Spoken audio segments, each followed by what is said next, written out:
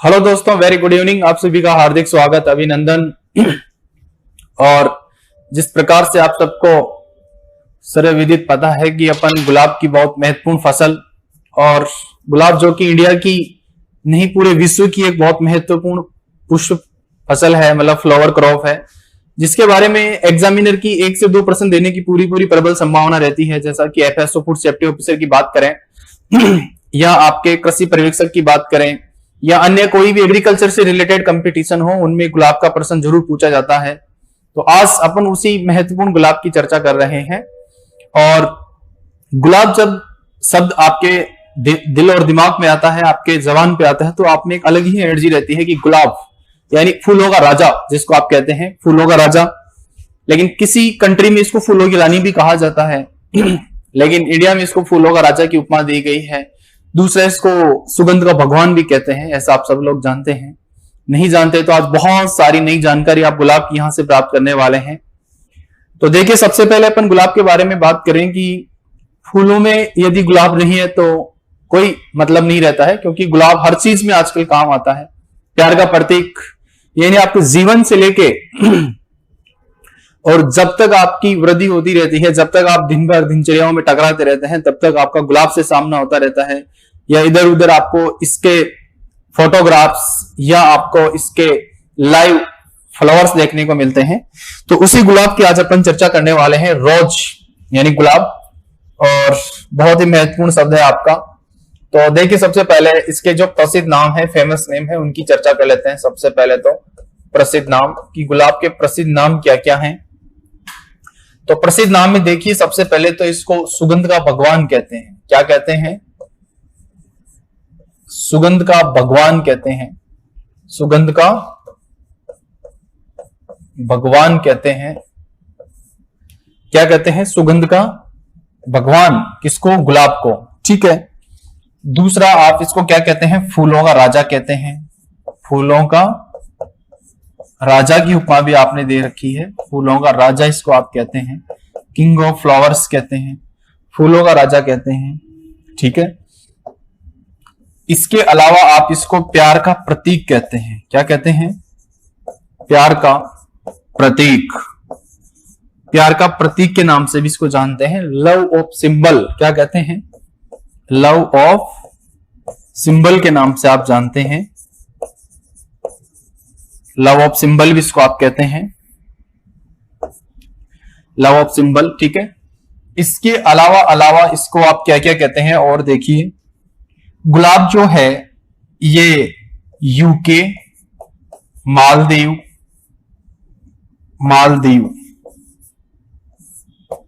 UK, Maldives और Iran का राष्ट्रीय पुष्प भी है। ईरान का राष्ट्रीय पुष्प है, नेशनल फ्लावर है, राष्ट्रीय पुष्प के नाम से भी इसको जानते हैं, नेशनल फ्लावर्स के नाम से भी इसको जानते हैं। ठीक है। इसको उष्ण फूलों का राजा भी कहते हैं। क्या कहते हैं? उष्ण फूलों का राजा। उष्ण पुष्प का राजा भी इसको कहते हैं। ये लो साहब, उष्ण पुष्प का राजा भी किसको कहते हैं? गुलाब को कहा जाता है। तो गुलाब के लिए बहुत महत्वपूर्ण फसल है। जैसा कि आपको मैंने पहले ही बताया है, गुलाब के बहुत सारे प्रश्न परीक्षाओं में पूछे जाते हैं। तो सुगंध का भगवान हो गया, फूलों का राजा हो गया, प्यार का प्रतीक हो गया, यूके, मालदीव, ईरान का राष्ट्रीय पुष्प हो गया, उष्ण पुष्प का राजा ये कहलाता है। ठीक है, जैसा आप सब लोग जानते हैं। इसके अलावा देखो, अपन बात करें, बहुत ही महत्वपूर्ण बात करते हैं कि national research centre for flowers, जिसके बारे में आगे बताऊंगा आप लोगों को। ठीक है। तो ये इसके सारे प्रसिद्ध नाम हैं। इसके अलावा देखिए, इसके वैज्ञानिक नाम की बात करें, अपन साइंटिफिक नेम की बात करें, तो इसको रोजा स्पीसीज के नाम से जानते हैं। मैं बहुत प्रकार के गुलाब आपको पढ़ाने वाला हूं। इसको क्या कहते हैं? रोजा स्पीसीज कहते हैं। क्या कहते हैं? रोजा स्पीसीज कहते हैं। हाँ बिल्कुल प्यारे दोस्त, एक बार लाइक शेयर जरूर करते रहना, सभी लोगों तक क्लास पहुंचा देना। यस, ये आज आपका मूल कर्तव्य है। और हम आपसे कोई धन दौलत नहीं मांग रहे हैं, हम आपसे केवल यही कह रहे हैं कि सभी लोग लाइक शेयर अपने दोस्तों तक पहुंचाए। जो आज पहली बार आए हैं वो वीडियो को, चैनल को लाइक भी करे और सब्सक्राइब भी करे। ठीक है। तो वैज्ञानिक नाम क्या हो गया इसका? रोजा स्पीसीज हो गया है। क्या हो गया है? रोजा स्पीसीज। ठीक है दोस्त, अब देखिए आगे बात करते हैं।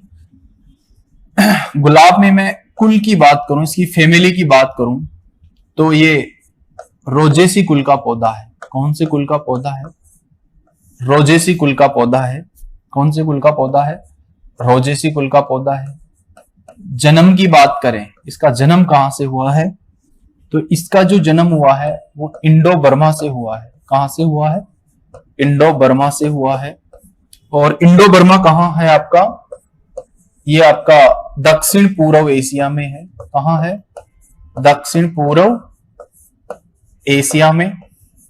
ये आपका दक्षिण पूर्व एशिया में स्थित है। ठीक है, ऐसा भी आपको ध्यान रखना है। इंडो बर्मा, इंडो बर्मा से और भी आपकी दो इंडिया की महत्वपूर्ण फसल है जिनका जन्म हुआ है। यानी एक तो आम का जन्म यहां से हुआ है, आप सब लोग जानते हैं पहले ही। दूसरा चावल का जन्म भी यहीं से हुआ है, इंडो बर्मा से। और अनाजों में चावल महत्वपूर्ण है, फलों में आम महत्वपूर्ण है और फूलों में गुलाब महत्वपूर्ण है। तो इंडिया के तीनों ही महत्वपूर्ण जो फसल हैं उनका जन्म मतलब आपका इंडो बर्मा से हुआ है, ऐसा आप सब लोग जानते हैं। ठीक है, क्योंकि ये बहुत महत्वपूर्ण पर्सन है। इसमें गुणसूत्र की बात करें, 2n की बात करें, गुणसूत्र यहाँ आपका 2n की बात करें तो इसमें 14 होते हैं, 14 होते हैं। गुणसूत्र संख्या कितनी होती है? 14 होती है। तो गुणसूत्र संख्या कितनी होगी इसमें? 14 हो गई है। ऐसा आप सब लोग ध्यान रखने वाले हैं भाई। ठीक है, अब देखिए तेल प्रतिशत की बात करें, किसकी? ऑयल कंटेंट की, तेल प्रतिशत। तो कि गुलाब के फूलों में ऑयल कंटेंट कितना होता है? तो ऑयल कंटेंट जो होता है इसके अंदर 0.045% तक इसमें ऑयल होता है।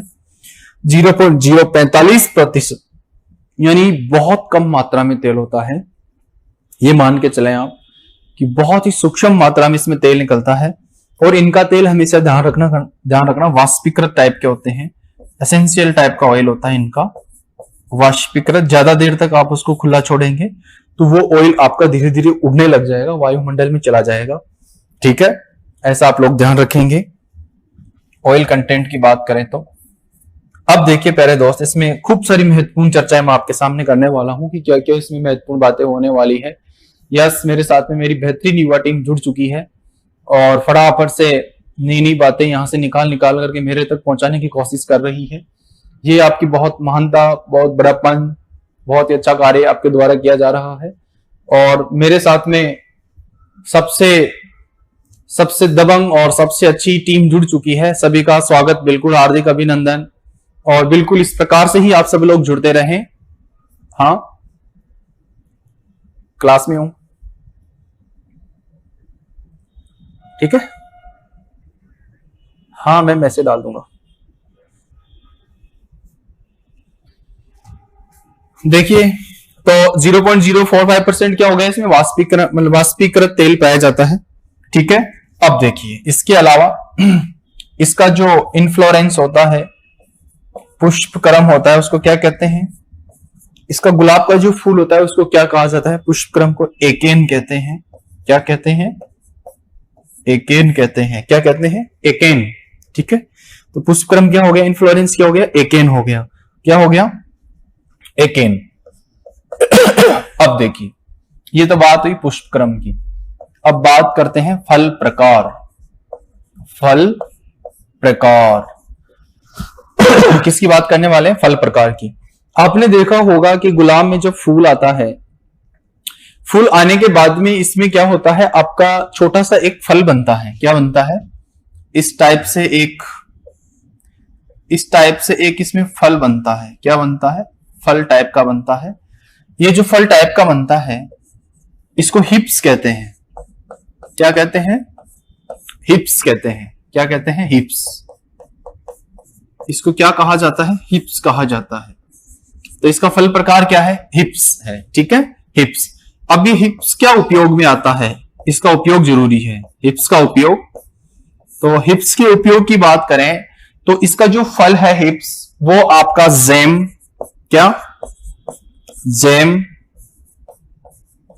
जेली और मार्मलेड, ये परिरक्षित खाद्य पदार्थ हैं जैम, जेली और मार्मलेड। ये बनाने के काम में आता है कौन? इसका हिप्स। तो ऐसे ध्यान रखेंगे कि हिप्स क्या काम आता है। तो हिप्स क्या काम आता है? जैम, जेली और मार्मलेड बनाने के काम में आता है। ये आप लोगों को, एफएससी वालों को तो विशेष ध्यान रखना है कि वो क्या काम आता है। तो आपसे पूछे कि क्या हिप्स से जैम, जेली और मार्मलेड बनाया जा सकता है, तो आपका बिल्कुल राइट आंसर होगा कि हाँ सर, बिल्कुल इससे जैम, जेली और मार्मलेड बनाया जा सकता है। ऐसा आप लोग बिल्कुल ध्यान रखेंगे। ठीक है भाई, ओके। अब देखिए आगे बढ़ते हैं, इसमें महत्वपूर्ण बातें, क्योंकि आज आपको बहुत नई नई जानकारी यहां से मिलने वाली है। ठीक है, अब मैं बात करूं जलवायु की। किसकी? जलवायु की, मतलब क्लाइमेट की बात करता हूं, जलवायु की बात करता हूं। तो गुलाब बोलता है कि मुझे उष्ण जलवायु बहुत अच्छी लगती है और उपोष्ण जलवायु में भी इसकी खेती की जा सकती है। उष्ण और उपोष्ण दोनों ही जलवायु इसके लिए इंपॉर्टेंट है, लेकिन उष्ण जलवायु मुख्य जलवायु है। क्या है? मुख्य जलवायु है। ठीक है, ऐसा आप लोग ध्यान में रखेंगे। ओके, अब देखिए तापमान की बात करें। किसकी बात करें? तापमान की बात करें। इसका तापमान थोड़ा वेरी मोस्ट है। आरपीएससी यहां से बहुत ही जबरदस्त और सुपर अंदाज में प्रश्न पूछती है, बहुत गजब के प्रश्न पूछती है आरपीएससी यहां से।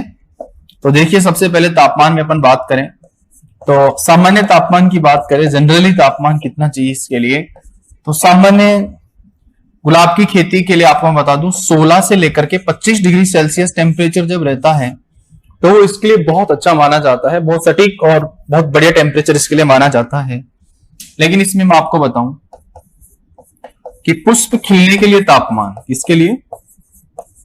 पुष्प खिलने के लिए तापमान, पुष्प खिलने के लिए तापमान, पुष्प खिलने के लिए तापमान की बात करें तो इसके लिए आपको 21 से लेकर के 24 डिग्री सेल्सियस टेम्परेचर बहुत अच्छा माना जाता है। इस टेम्परेचर में गुलाब में फूल बहुत अच्छे खिलते हैं, शानदार तरीके से फूलों का मतलब खिलावट रहता है, फूल बहुत अच्छी तरीके से खिलेंगे, फूल खिलेंगे। ठीक है, फुल अवस्था में खिलेंगे आपके। अब देखिए, ये तो बात हो गई फूल खिलने के लिए। अब देखिए खुले मैदानों के लिए तापमान, ऐसा आरपीएससी पूछता है। खुले मैदानों के लिए, खुले मैदानों के लिए तापमान, खुले मैदानों के लिए तापमान की बात करें तो यहां से एक बहुत महत्वपूर्ण प्रश्न आता है आपका खुले मैदानों के लिए तापमान में। खुले मैदानों में तापमान का ऐसे 21 से लेकर के 27 डिग्री सेल्सियस लिखा हुआ आ जाता है। कई बार 21 से 27 डिग्री सेल्सियस टेम्परेचर का ऑप्शन यहां पे लिखा हुआ आ जाता है, तो वो भी आप लोगों को ध्यान में रखना है। कितना? 21 से 27 डिग्री सेल्सियस। ठीक है, ये आपको ध्यान रखना है। अब मैं यहां पे आपको बताऊं, नोट के माध्यम से बता देता हूं, ये बहुत अच्छी बात है जब लिख रहा हूं ये, कि पॉली हाउस, पॉली हाउस कौन से एरिया? पॉली हाउस क्षेत्रों में, पॉली हाउस क्षेत्रों में, पॉली हाउस क्षेत्रों में तापमान, पॉली हाउस क्षेत्रों में तापमान आपका 15 से लेकर के 21 डिग्री सेल्सियस रहना चाहिए। कितना रहना चाहिए? 15 से 21 डिग्री सेल्सियस टेम्परेचर होना चाहिए। और पॉली हाउस क्षेत्रों में CO2 का लेवल कितना होना चाहिए? CO2 का स्तर कितना होना चाहिए? ये बहुत इंपॉर्टेंट बात है। ये प्रश्न एसीएफ के एग्जाम में आरपीएससी प्रश्न पूछ चुका है कि पॉली हाउस क्षेत्रों में तापमान 15 से 21 डिग्री सेल्सियस और CO2 का जो स्तर है ये आपका 1000 ppm तक होना चाहिए। कितना होना चाहिए? 1000 ppm। तो पॉली हाउस क्षेत्रों में तापमान 15 से 21 डिग्री सेल्सियस होना चाहिए। CO2 का स्तर कितना होना चाहिए? 1000 ppm होना चाहिए, 1000 ppm होना चाहिए। सबके दिमाग में ये बात होनी बहुत ज्यादा जरूरी है। तापमान यहां पे बहुत इंपॉर्टेंट है। ठीक है, तो यहां तक आप लोग सब रेडी हैं। सामान्य टेम्परेचर 16 से 25, पुष्प खिलने के लिए तापमान 21 से 24 हो गया है। खुले मैदानों के लिए तापमान 21 से 27 डिग्री सेल्सियस आपका बहुत शानदार माना जाता है। लेकिन नोट एक नीचे लिखा गया है कि पॉली हाउस क्षेत्रों में तापमान 15 से 21 डिग्री सेल्सियस और CO2 का स्तर वो 1000 ppm तक होना चाहिए। ऐसा आप लोगों को ध्यान में रखना है। ठीक है, चलो आगे बढ़ते हैं। तापमान अभी पूरा नहीं हुआ है, तापमान में अभी बहुत कुछ बाकी है। ठीक है, एक और नोट लिखता हूं नीचे, एक और नोट देखें। एक और नोट ये कहना चाहता है कि अधिक आर्द्रता, अधिक आर्द्रता व कम तापमान, कम तापमान ऑब्लिक वाष्पीकरण, वाष्पीकरण, वाष्पीकरण रोगों को बढ़ावा देते हैं। यदि तापमान मतलब कम है, वाष्पीकरण कम हो रहा है और अधिक आर्द्रता हो गई है, तो आपका क्या होने वाला है, रोग बहुत ज्यादा पनपने वाले हैं। ये आप लोगों को ध्यान रखना है। एक और बेहतरीन नोट, अगला एक और नोट, सुंदर सा नोट। जैसा कि कल दिव्या हरिद्वार बोली थी कि सर नोट कम लिखा रहे, तो आज नोट ही नोट लो भैया आप, खूब सारे नोटों की बारिश करने वाले हैं आज, क्योंकि गुलाब फसल ही ऐसी है। ठीक है, हाँ बिल्कुल, सबका स्वागत भाई। ठीक है, सबका ढेर सारा स्वागत, अभिनंदन। बिल्कुल सारे दोस्त इसी प्रकार से लगे रहो फटाफट से तूफानी अंदाज में। जम्मू कश्मीर से लेकर के ठेठ कन्याकुमारी तक क्लास को फैला दो भैया, यानी पूरा पश्चिम उत्तर दक्षिण चारों कोनों में, देश के पूरे कोनों में क्लास फैल जानी चाहिए। लोगों में पता लग जाना चाहिए कि आज गुलाब की बहुत खूंखार क्लास चल रही है, इसका आनंद आप ले रहे हैं। ठीक है, एक और नोट मैं आपको बता दूं कि पॉली हाउस क्षेत्र में, पॉली हाउस क्षेत्रों में आर्द्रता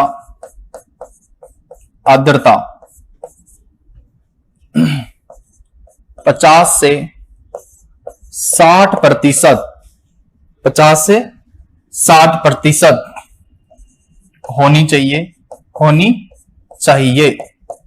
तो आर्द्रता कितनी होनी चाहिए, 50 से 60% आर्द्रता ही होनी चाहिए। लेकिन खुले मैदान की बात करें, किसकी बात करें, खुले मैदान की बात करें, खुले मैदानों में आर्द्रता, खुले मैदानों में आर्द्रता की बात करें तो खुले मैदानों में जो आर्द्रता आपकी होती है प्यारे दोस्त, वो पता है कितनी होनी चाहिए, वो आपकी 60 से 65% तक चल सकती है, कोई इश्यू नहीं है, आराम से इतनी आर्द्रता है वहां पे इसकी खेती बिल्कुल बहुत अच्छे से यथासंभव तरीके से की जा सकती है। पॉली हाउस क्षेत्र में आर्द्रता कितनी हो गई, 50 से 60, खुले मैदानों में 60 से 65%, थोड़ा ज्यादा हो सकता है, ऐसा आप लोग ध्यान रखेंगे। ठीक है भाई, तो यहां तक आपको किसी भी प्रकार की कोई दिक्कत नहीं हो रही होगी, ये मेरी कंफर्म गारंटी है।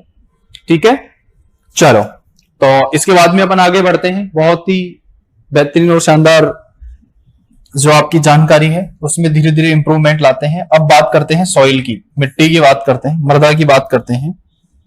किसकी बात करते हैं, मृदा की बात करते हैं। मृदा की बात करें, सॉइल की बात करें, मिट्टी की बात करें, किसकी बात करें, मृदा की बात करें। तो मृदा में देखिए, सबसे पहले तो ब्लूई दोमट मिट्टी इसके लिए ठीक मानी जाती है कि ब्लूई दोमट मिट्टी हो, वो इसकी खेती के लिए ठीक माना जाता है। ब्लूई दोमट हो या आपकी भारी सॉइल हो, काली मिट्टी हो, भारी सॉइल मतलब काली मिट्टी जिसको आप कह सकते हैं, इस टाइप की मिट्टी हो जिसमें जीवांश पदार्थ खूब सारा हो, कार्बनिक पदार्थ बहुत सारा हो, वहां पे गुलाब की खेती में किसी भी प्रकार की कोई दिक्कत नहीं आती है, बहुत शानदार और अच्छे तरीके से आपका गुलाब पनप जाता है। तो ब्लूई दोमट या भारी सॉइल इसके लिए अच्छी मानी जाती है। अब देखिए मृदा के बारे में आगे और चर्चा करता हूं मैं, सॉइल के बारे में,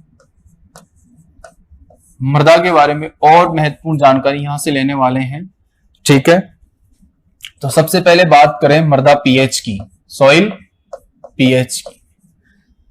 तो जिन क्षेत्रों में 6.2 से लेकर के 7.2 तक पीएच मान होता है, तो वहां पे इसकी खेती बिल्कुल सफलतापूर्वक की जा सकती है, बहुत अच्छे से इसकी खेती की जा सकती है। 6.2 से 7.2 पीएच मान पर आपको किसी भी प्रकार की कोई समस्या का सामना नहीं करना पड़ेगा। दूसरी बात एक बहुत ध्यान रखना जरूरी है कि मृदा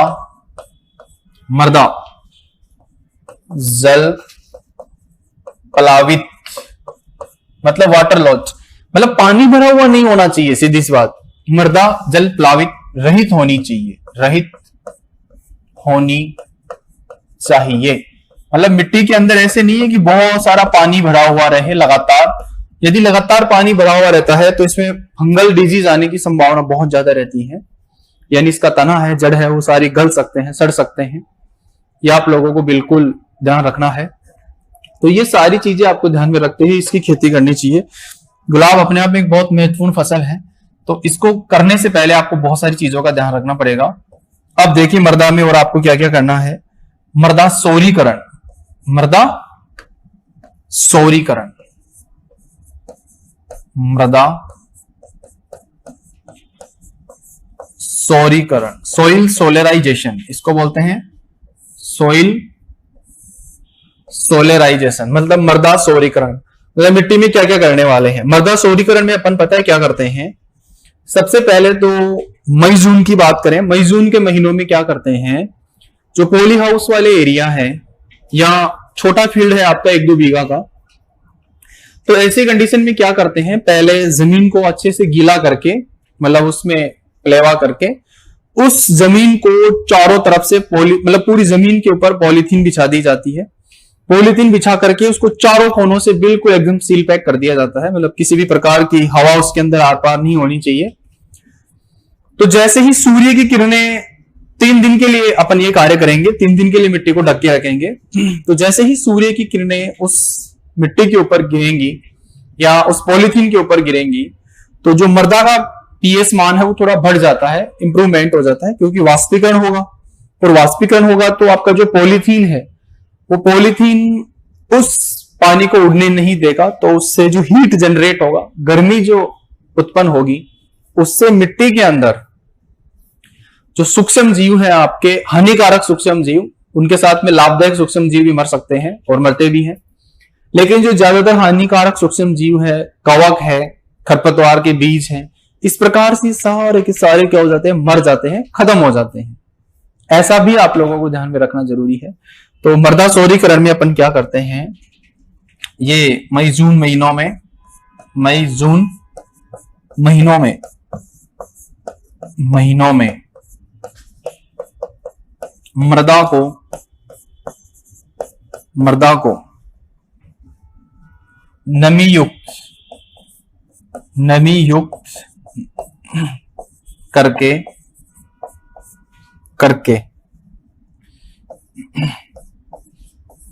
पॉलीथीन से ढक दिया जाता है, से ढक दिया 3 डेज, कम से कम 3 डेज के लिए, ठीक है, 3 डेज ढक दिया जाता है, जिससे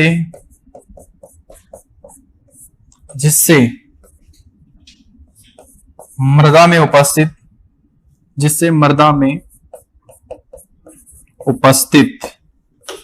हानिकारक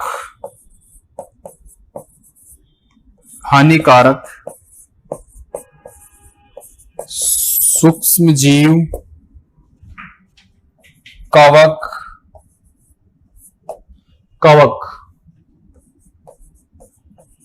खरपतवार बीज ETC नष्ट हो जाते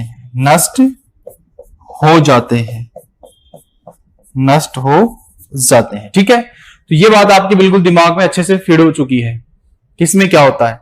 तो मई जून के महीनों में मृदा को नमीयुक्त करके पॉलीथीन से ढक दिया जाता है 3 दिन के लिए, जिससे मृदा में उपस्थित हानिकारक सूक्ष्म जीव, कवक, खरपतवार, ये सब के सब क्या होते हैं, नष्ट हो जाते हैं। इससे सोइल सोलराइजेशन कहते हैं, मृदा सौरीकरण कहा जाता है, ठीक है। इसमें टेम्परेचर थोड़ा नॉर्मल वायुमंडल की तुलना में बढ़ जाता है, ठीक है भाई। अब देखिए आगे, अभी और इसमें बहुत काम की चीजें आने वाली है। देखिए ये तो बात हो गई किसकी, मृदा सौरीकरण की।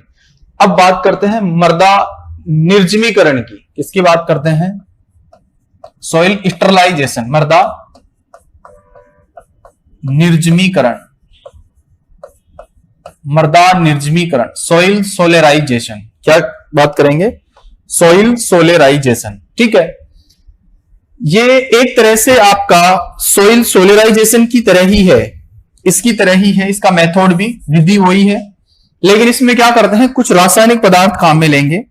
इसमें क्या लेंगे? कुछ रासायनिक पदार्थ लेंगे, यानी वही सिस्टम रहेगा आपका, यानी कि वही मृदा रहेगी, उस मिट्टी में वही जमीन को गीला करेंगे, लेकिन इसमें केमिकल यूज करेंगे, उसमें केमिकल यूज नहीं करते हैं। ठीक है, और इसको भी पॉलीथीन से ढकेंगे, उसको भी पॉलीथीन से ढक रहे हैं। ठीक है, आप लोगों के दिमाग में बिल्कुल ये बात बैठनी चाहिए।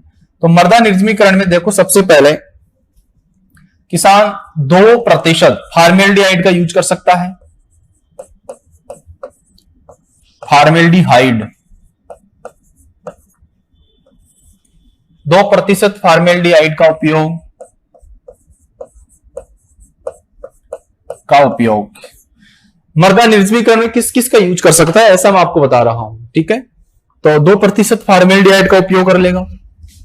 इसके अलावा और क्या करेगा, यह भी एक बहुत महत्वपूर्ण बात है। इसके अलावा 30 ग्राम प्रति वर्ग मीटर मिथाइल ब्रोमाइड काम में ले सकता है। क्या काम में ले सकता है? मिथाइल ब्रोमाइड काम में ले सकता है। मिथाइल ब्रोमाइड का उपयोग कर सकता है। किसका उपयोग कर सकता है? मिथाइल ब्रोमाइड का उपयोग कर सकता है। इसके अलावा और क्या काम में ले सकता है? इसके अलावा फिर देखिए, 30 ग्राम प्रति वर्ग मीटर, कितना? 30 ग्राम प्रति वर्ग मीटर, आ जाओ 30 ग्राम प्रति वर्ग मीटर। और क्या ले सकता है? डेजोमेट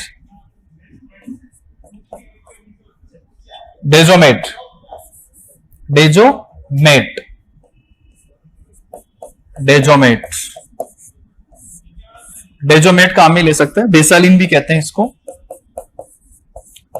बेसालिन। तो ये 3 रासायनिक पदार्थ काम में लेकर के जमीन के अंदर वो क्या करेंगे? पॉलीथीन से ढक देंगे।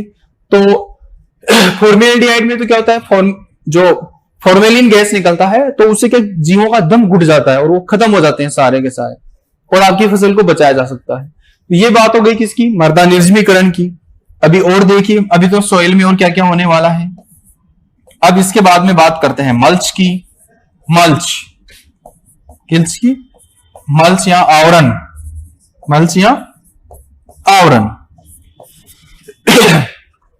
अरे भाई दबा के शेयर भी करो, गर्दा उड़ा दो सबका आज फटाफट से।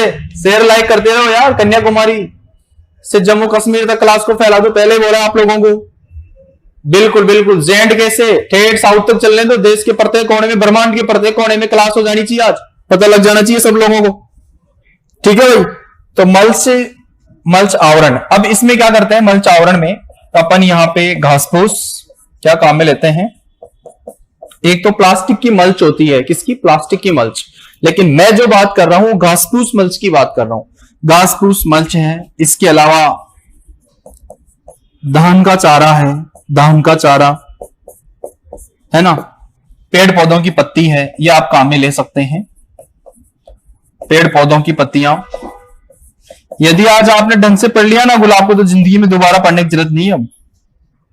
ठीक है, तो घास फूस, धान का चारा, पेड़ पौधों की पत्तियां, इनसे अपन क्या करते हैं? जो पौधे होते हैं किसके? गुलाब के, उसके पास में पूरे में बिछा दिया जाता है, पूरे एरिया में बिछा दिया जाता है, जिससे कि बहुत सारे फायदे आपको होने वाले हैं। और क्या क्या फायदे होने वाले हैं देखिए आप। सबसे इंपॉर्टेंट बात कि ये मल्च लगाने से क्या क्या फायदे होने वाले हैं।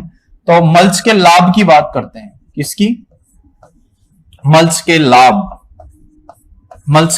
क्या क्या फायदा होने वाला है आपको। तो लाभ में देखिए, सबसे पहले एक तो मृदा नमी, मतलब नमी संरक्षण सबसे इंपॉर्टेंट। सॉइल मतलब जो मॉइस्चराइजेशन है उसमें इंप्रूवमेंट होता है, बढ़ता है, तो नमी संरक्षण हो जाएगा। क्या हो जाएगा? नमी संरक्षण, ये बहुत इंपॉर्टेंट बात है। दूसरा आपका क्या हो जाएगा? खरपतवार प्रबंध हो जाएगा, यानी खरपतवार उगेंगे ही नहीं। जब मिट्टी ढकी हुई रहेगी तो उगेगा कैसे? बिल्कुल उग ही नहीं सकता। तो खरपतवार प्रबंधन हो जाएगा। ठीक है, क्या हो जाएगा? खरपतवार प्रबंधन हो जाएगा। इसके अलावा क्या होगा? जो आपने फसल अवशेष जमीन पे डाले हैं, वो सड़ जाएंगे, गल जाएंगे, तो उससे क्या होगा, ह्यूमस बढ़ जाएगा। क्या हो जाएगा, ह्यूमस में वृद्धि। ह्यूमस में क्या होगी, वृद्धि होगी, इंप्रूवमेंट होगा ह्यूमस में, ह्यूमस बढ़ेगा आपका। ठीक है, ह्यूमस के अलावा क्या होगा, कार्बनिक पदार्थ बढ़ेंगे। क्या होंगे, कार्बनिक पदार्थ में बढ़ोतरी होगी, कार्बनिक पदार्थ में बढ़ोतरी होगी। ये सारी बात गुलाब की चल रही है, कार्बनिक पदार्थ में बढ़ोतरी होगी। इसके अलावा क्या होगा, इससे यह फायदा होता है कि तापमान मेंटेन रहता है। एक तो तापमान क्या रहता है, मेंटेन रहता है। तो उससे क्या होता है, पुष्प बड़े मिलते हैं। क्या होता है, पुष्प बड़े व अधिक उत्पादन होगा। क्या होगा, अधिक उत्पादन होगा। ये भी आप लोगों को ध्यान में रखना है कि पुष्प बड़े होंगे, साइज में, आकार में बड़े होंगे, और बड़े होंगे तो क्या होगा, अधिक उत्पादन होगा। ऐसा भी आप लोगों को ध्यान में रखना है। तो मल्च के इतने सारे आपको फायदे होने वाले हैं, मल्च से इतना सारा आपको फायदा होगा। ठीक है, चलिए अब इसके बाद में देखिए आगे। ये तो केवल मृदा की बात हुई है, सॉइल की बात हुई है। ठीक है, और तापमान की भी इसमें चर्चा हो चुकी है, जो कि बहुत महत्वपूर्ण था आपके सिलेबस में। ठीक है, अब देखिए प्रवर्धन की बात करूं मैं, किसकी, प्रवर्धन की। इसका प्रवर्धन भी अपने आप में इंपॉर्टेंट है, प्रवर्धन। तो प्रवर्धन में देखिए सबसे पहले आप लोग कि प्रवर्धन में क्या क्या होने वाला है। तो यस, बहुत बढ़िया, प्रवर्धन देख लीजिए दोस्त। प्रवर्धन में सबसे पहले तो इसका बता दूं कि प्रवर्धन का जो मेथड है, विधि है, वो है टी क्लिकायन। टी क्लिकायन और टी क्लिकायन, या इसको सिल्ड क्लिकायन भी कहते हैं, या सिल्ड क्लिकायन, टी क्लिकायन या सिल्ड क्लिकायन। तो टी क्लिकायन या सिल्ड क्लिकायन के नाम से इसको पुकारा जाता है, इस नाम से इसको जाना जाता है। किसको, मतलब मल्टीप्लिकेशन करने के लिए, पौधों का बढ़ाने के लिए, यानी अधिक पौधे लगाने के लिए। ठीक है, तो यह विधि अपनाई जाती है। अब देखिए प्रवर्धन, प्रवर्धन में टी क्लिकायन या सिल्ड क्लिकायन के बारे में आपने खूब सुना है, खूब अच्छे से जानते हैं। इस प्रकार से एक तना होता है, इसके ऊपर एक टी आकार का कट लगाया जाता है, और इसके अंदर एक सांकुर ला करके इसमें सांकुर को फंसा दिया जाता है, फिर यहां से इसको बांध दिया जाता है, फिर सांकुर को क्या कर दिया जाता है, बढ़ने दिया जाता है, ऊपर से इसको काट दिया जाता है। ठीक है, तो टी या सिल्ड क्लिकायन इसका बहुत फेमस मेथड है। अब देखिए काट छांट की बात करते हैं। किसकी बात करते हैं, काट छांट की बात करते हैं। प्रूनिंग जिसको आप कहते हैं, क्या कहते हैं, प्रूनिंग जिसको आप कहते हैं, काट छांट या प्रूनिंग।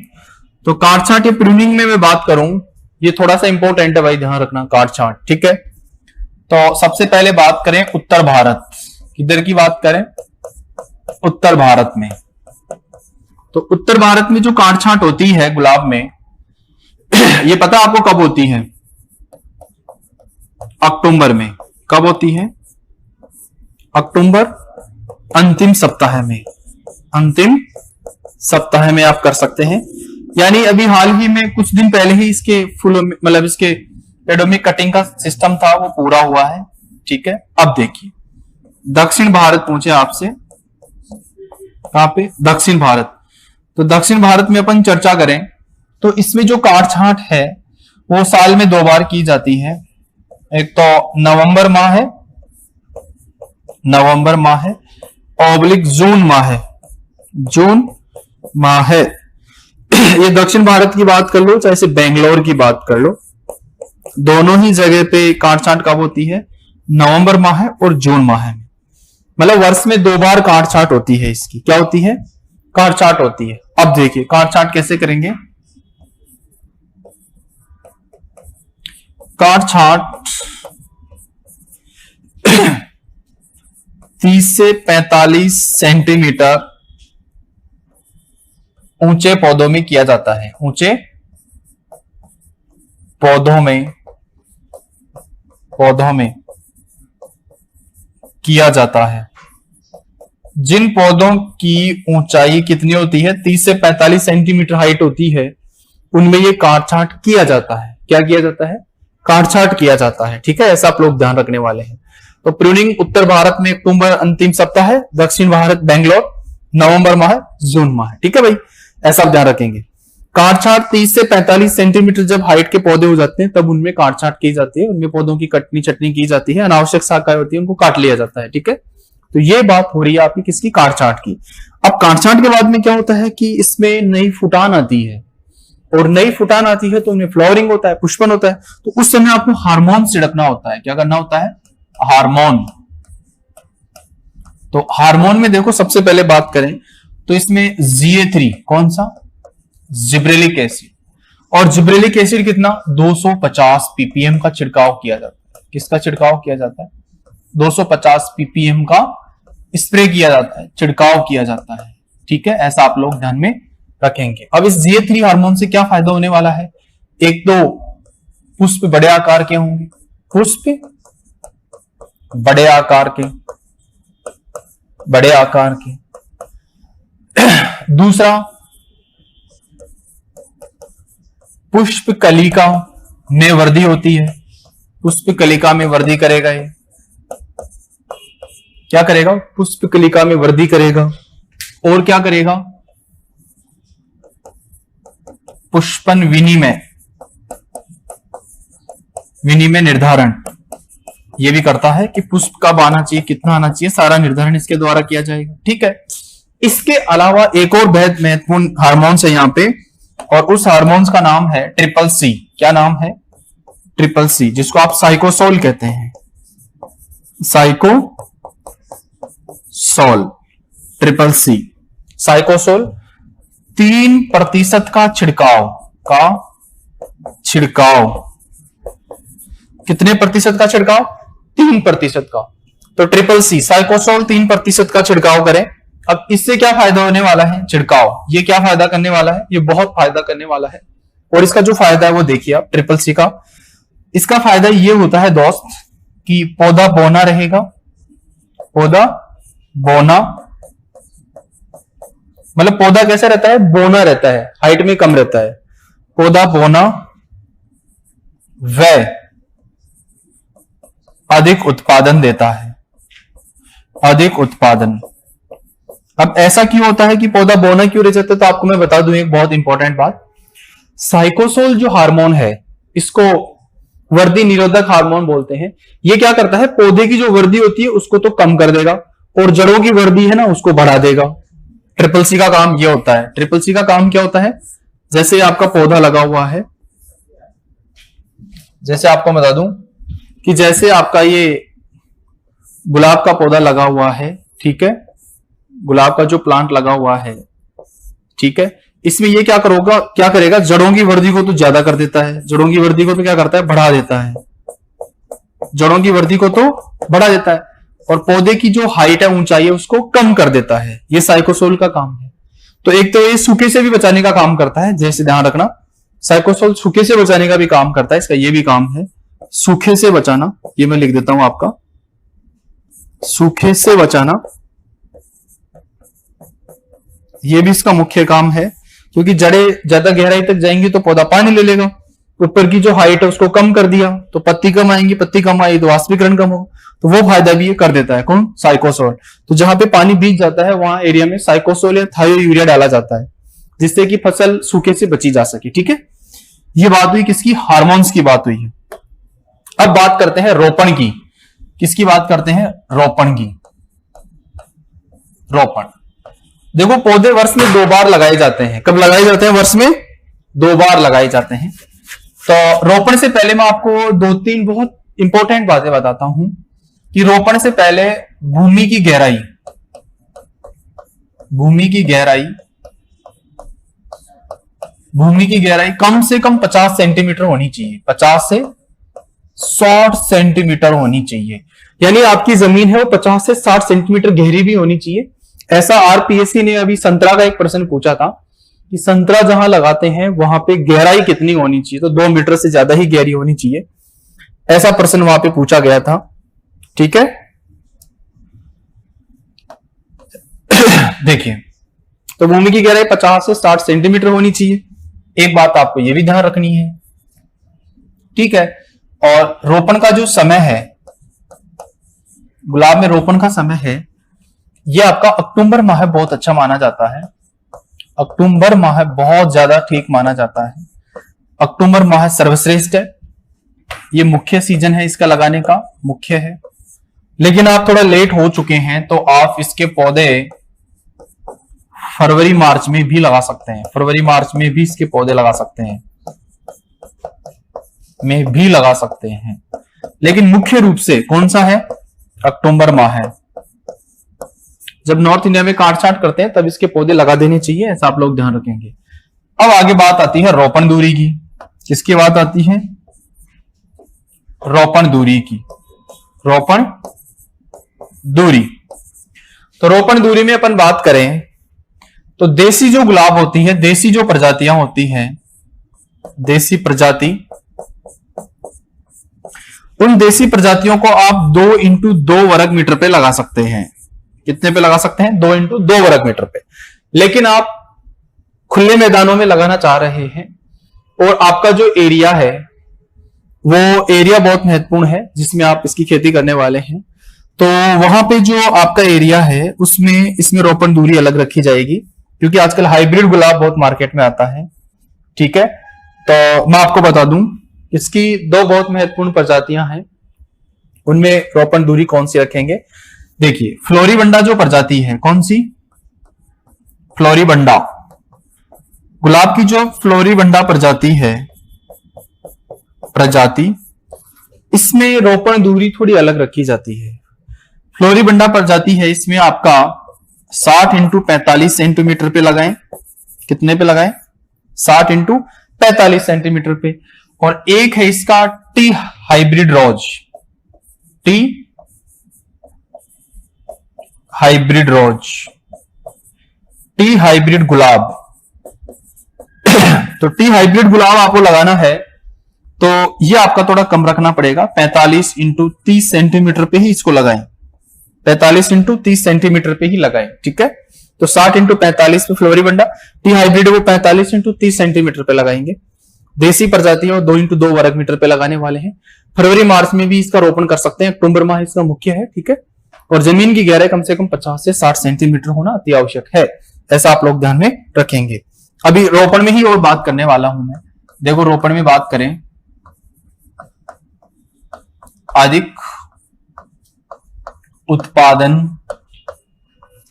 वाली किस्म, अधिक उत्पादन वाली किस्म।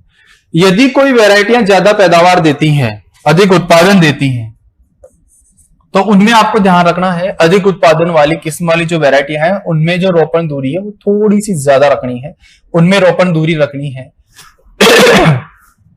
उत्पादन वाली किस्म में रोपण दूरी, ऐसे लिख देता हूं पूरा, रोपण दूरी यह आपको रखनी है 30x25 सेंटीमीटर। कितनी रखनी है?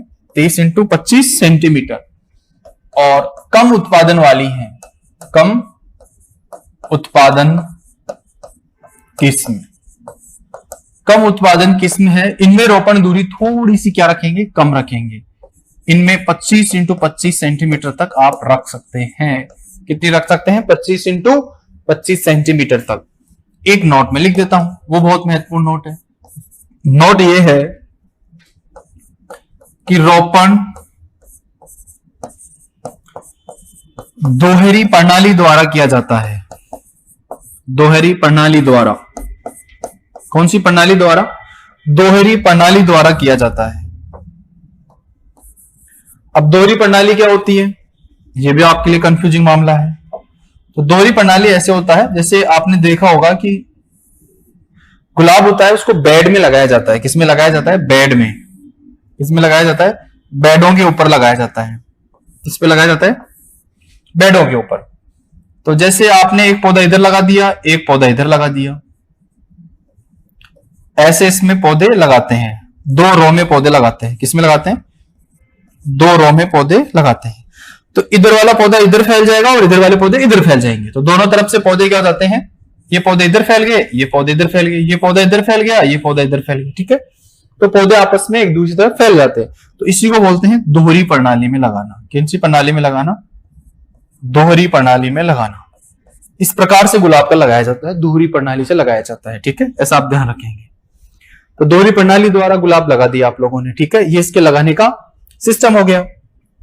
अब देखिए आगे, ये तो बात हुई किसकी? रोपण की बात हुई है। ठीक है, अब देखिए इसकी कुछ सामान्य जानकारी है, वो भी देख लीजिए। सामान्य जानकारी, सामान्य जानकारी देखिए, गुलाब के पिताजी पूछे आपसे कि गुलाब के फादर कौन है। तो गुलाब के फादर की बात करें, गुलाब के जनक की बात करें, तो गुलाब के जनक बहुत इंपॉर्टेंट है, बीके राय, डॉक्टर बीके राय चौधरी, डॉक्टर बीके राय चौधरी। और डॉक्टर भट्टाचार्य, डॉक्टर भट्टाचार्य। और तीसरे इसके जनक एक और है, doctor BP Paul, doctor BP Paul. Doctor BP Paul ICR के प्रथम महानिदेशक भी रहे हैं। फर्स्ट डीजी इन आईसीआर, फर्स्ट डीजी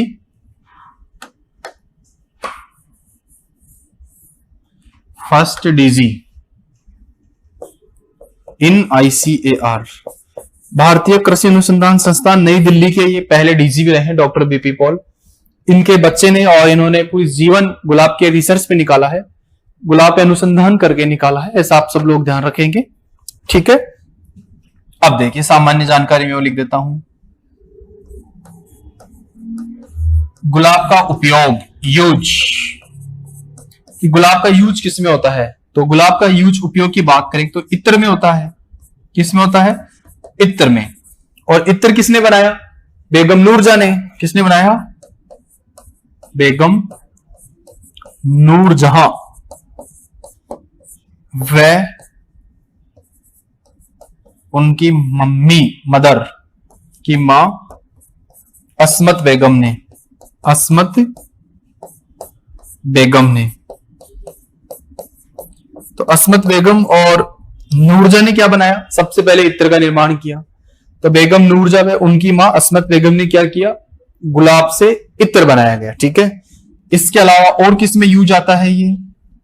तेल में। किसमें काम आता है? तेल में। इसके अलावा गुलाब जल बनाने में काम आता है। किसमें काम आता है? गुलाब जल बनाने में, गुलाब जल बनाने में। इसके अलावा और क्या काम आता है? गुलकंद बनाने में।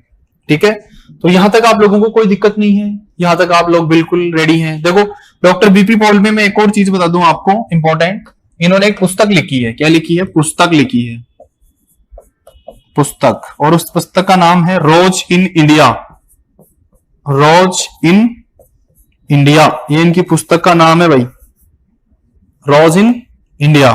ठीक है, रोज इन इंडिया पुस्तक के लेखक है डॉक्टर बीपी पॉल है, ऐसा भी आप ध्यान रखना। ठीक है, तो बेगम नूरजहां है, उनकी मां अस्मत बेगम ने क्या किया है, यानी आपका जो गुलाब था उसकी पंखुड़ियां थी, उससे क्या निकाला?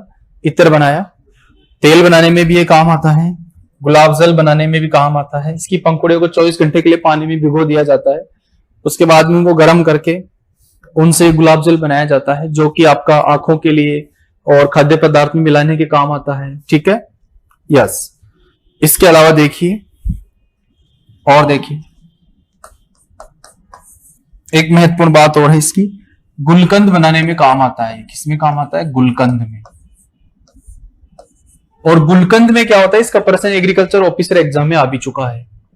गुलकंद में गुलाब की पंखुड़ी क्या होती है? गुलाब की पंखुड़ी अनुपात चीनी। तो एक भाग तो गुलाब की पंखुड़ी होती है और एक भाग क्या होता है? चीनी। तो 1:1 होते हैं दोनों। क्या होते हैं? 1:1। एक भाग गुलाब का, एक भाग चीनी का होता है। ठीक है, ऐसा आप लोग ध्यान रखेंगे। और गुलकंद की जो प्रकृति होती है, क्या प्रकृति, ये ठंडक होती है, मतलब ठंडी प्रकृति होती है, ठंडक प्रकृति होती है इसकी। ये नेचर से कूल होता है। कौन? आपका गुलकंद। ठीक है, तो गर्मियों में इसका सेवन बहुत ज्यादा लोग करते हैं, दूध के अंदर मिला के पीते हैं। ठीक है, ऐसा आप ध्यान रखेंगे। एक और महत्वपूर्ण जानकारी बता दूं, गुलाब हलवा। गुलाब हलवा, गुलाब हलवा वैसे पाली जिले का प्रसिद्ध है। कहां का प्रसिद्ध है? पाली जिले का प्रसिद्ध है। पाली जिले का प्रसिद्ध है, ये भी आप ध्यान रखना। ठीक है भाई, गुलाब हलवा कहां का प्रसिद्ध है? पाली जिले का है। आगे देखिए, रोज गार्डन। कौन सा गार्डन? Rose garden. गुलाब का उद्यान, rose garden, GARDEN, rose garden. Rose garden आपका चंडीगढ़ में है। कहां है? चंडीगढ़ में है, चंडीगढ़ में। तो आपसे पूछा जाए कि रोज गार्डन कहां है, तो आपका तुरंत आंसर आने वाला है कि सर रोज गार्डन तो चंडीगढ़ में है। कहां पे है? चंडीगढ़ में है। ठीक है, ऐसा आप ध्यान रखेंगे। ये सामान्य जानकारी चल रही है भाई गुलाब की। गुलाब पर अनुसंधान संस्थान या गुलाब का अनुसंधान संस्थान ऑब्लिक संकरण कार्य, संकरण कार्य, यह आपका नई दिल्ली में है। अखिल भारतीय पुष्प विज्ञान अनुसंधान संस्थान बना हुआ है, वहां पे इसका कार्य किया जाता है। नई दिल्ली, कहां पे? नई दिल्ली में। नई दिल्ली में आपका गुलाब पर अनुसंधान संस्थान या संकरण कार्य आपका किया जाता है, ऐसा आप लोग ध्यान रखेंगे। रोज गार्डन चंडीगढ़ में है। गुलाब हलवा पाली का प्रसिद्ध है और आपका ये ठंडक प्रदान करने वाली प्रकृति का होता है। ठीक है भाई, यहां तक सब आप लोग रेडी। अब देखिए आगे इसमें और क्या क्या होने वाला है। बहुत सामान्य जानकारी चल रही है अभी गुलाब की, सामान्य जानकारी, सामान्य जानकारी ही चल रही है। सामान्य जानकारी में और देखिए क्या क्या होता है। गुलाब में संकरण में एक सबसे गंभीर दिक्कत है, क्या? हिप्स, मतलब फल का निर्माण होना। यह आप लोगों को ध्यान रखना है। तो गुलाब में संकरण कार्य में समस्या, क्या समस्या आती है संकरण कार्य में? गुलाब में संकरण कार्य में जो समस्या आती है वो आती है हिप्स का निर्माण। क्या चीज आती है? हिप्स का निर्माण। जैसे ही हिप्स का निर्माण होता है तो गुलाब में ये दिक्कत आ जाती है, सीधी सी बात है। ठीक है, परागण की बात करें, पॉलिनेशन की बात करें, तो इसमें पर परागण पाया जाता है। कौन सा पाया जाता है? पर परागण, क्रॉस पॉलिनेशन। फूलों में पर परागण ही पाया जाता है, ऐसा आप लोग ध्यान रखेंगे। इसके अलावा देखिए और इंपॉर्टेंट बात, गुलाब की 150 प्रजातियां पाई जाती है। कितनी प्रजाति पाई जाती है? 150 प्रजाति पाई जाती है। ठीक है, हाँ। अब देखिए, आपने नीले रंग का गुलाब देखा होगा। ठीक है, हाँ, 2 मिनट बस। ठीक है, ठीक है, 2 मिनट। नीले रंग का वर्णक, देखो गुलाब होता है वो नीले रंग का भी होता है। कौन से रंग का होता है? नीले रंग का भी होता है। तो नीले रंग का कारण है वो है डेल्फिनिन। किसके कारण होता है? डेल्फिनिन पिगमेंट के कारण ही क्या होता है? नीला होता है।